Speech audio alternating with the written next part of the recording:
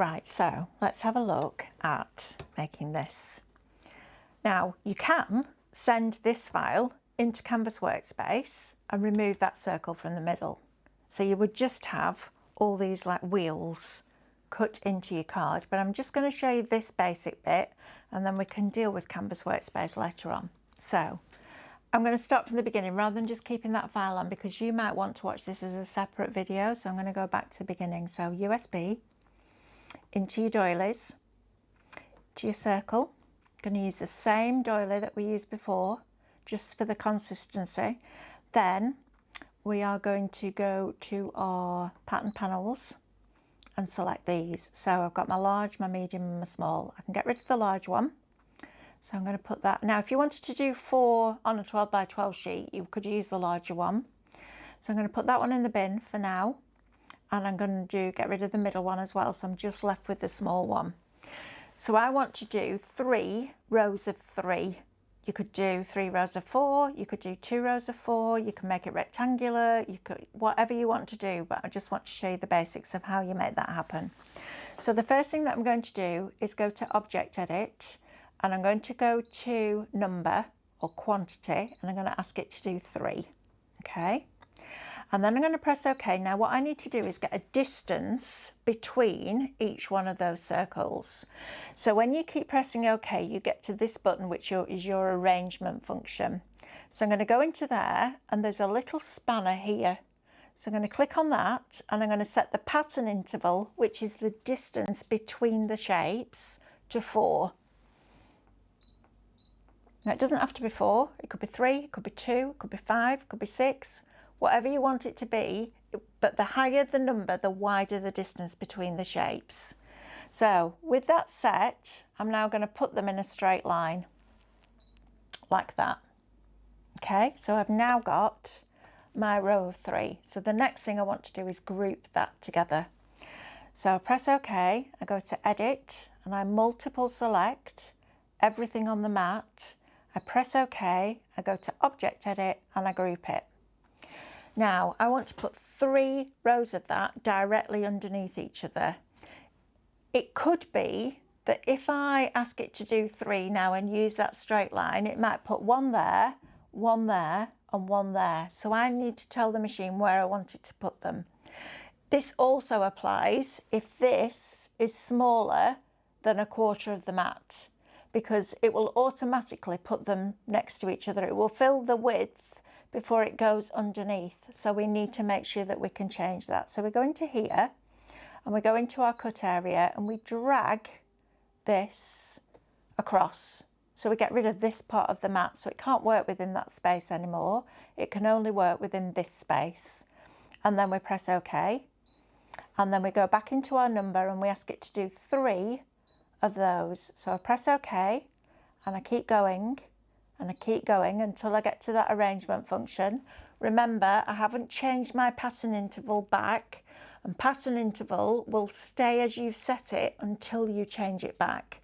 So you don't have to go in every time and change the pattern interval. It will stay at 4 until you change it back. So when I now put those there, it puts all of those underneath itself like that. Now, how do I know what size square to put around the edge of that? Well, that's another thing that we can do. So let me put that there. Let me change my pattern interval back to 1 while I remember. And let me change my cut area just by dragging it back to the full size of the mat. If you ever bring on an image and it's got a greyed out area on the mat, it's because you've changed your cut area. So sometimes I'll switch it on and think, why have I got that grey band down there? It's because I haven't taken my cut area back to the full width of the mat.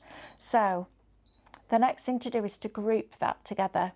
So I'm going to Edit, multiple select everything on the mat, press OK, go to Object Edit, and group it together.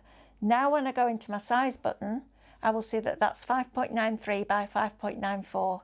I'm not good with that. I need it to be even all the way around.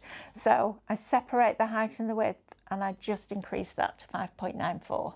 Okay, so if I go into my settings here, I can change that to millimeters, 151 by 151.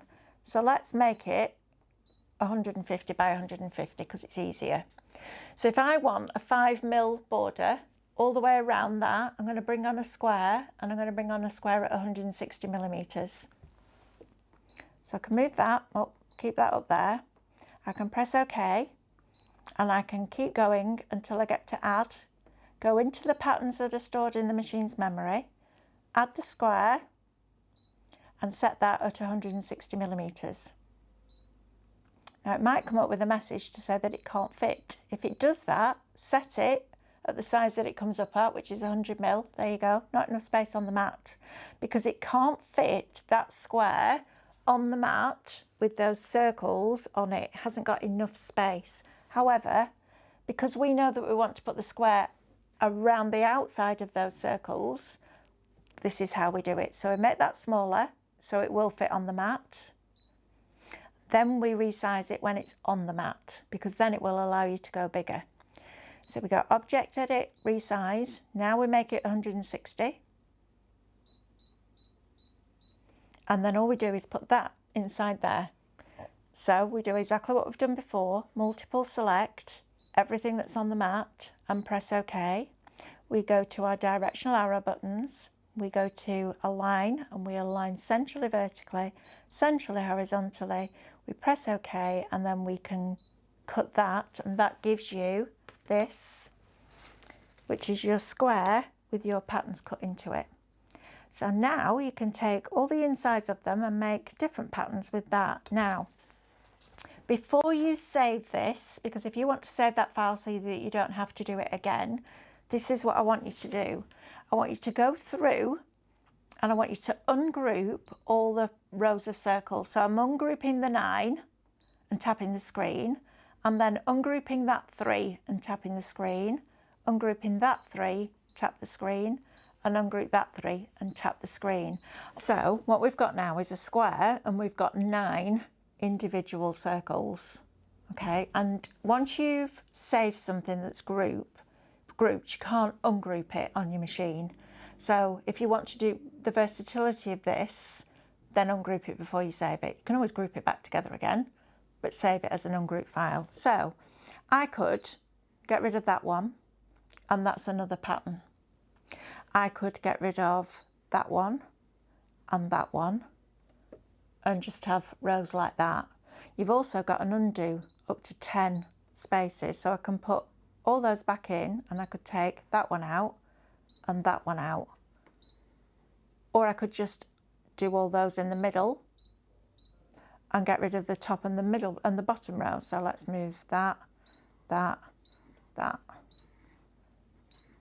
So it's creating a border. And remember, all these circles are cutting into your card, so that's creating a border inside your square. There's so many different combinations. So we've taken one doily, circle doily 6. We've used all the outside edges to create different combinations and frames. We've then taken the pattern panels and put those with the doily designs. We've then taken the pattern panels and cut them into a square. We've taken the decorative edges from your doilies and put them in made frames. And now we've taken the smallest element and made your own pattern.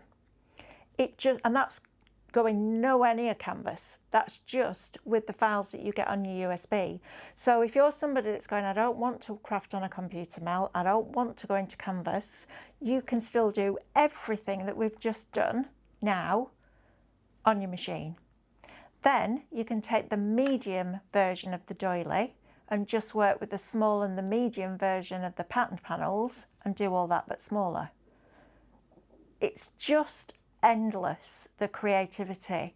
And this is why I love taking Cutting Craftorium in this direction, because it's giving you incredible value for money. So let's say you've got 40 doilies, and let's say you've got 50 combinations for each one. That's 2,000 options before you resize. And then you've got, let's say you've got 1,000 with your medium and 500 with your small, or whatever it is. Let's just say you've got 2,000 different options, and the USB is normally about £40. That's 2p an option. You are never, ever, ever gonna buy a die that does that for that price. But you've got the versatility. You're in charge of that creativity, but we're teaching you how to do it, which I think is super exciting. So we're definitely going to get all these options photographed for you, without a doubt, so that you can see what each one looks like. I'm giving you the PDF, so you can download that and you've got all the combinations that I've come up with, and then see if you can find any more and share it with us, because that's when it gets brilliant, when everybody interacts together. So that's that bit. What I'm going to do now is go back and just go through what's on the USB again really quickly, and then we're going to go into Canvas Workspace.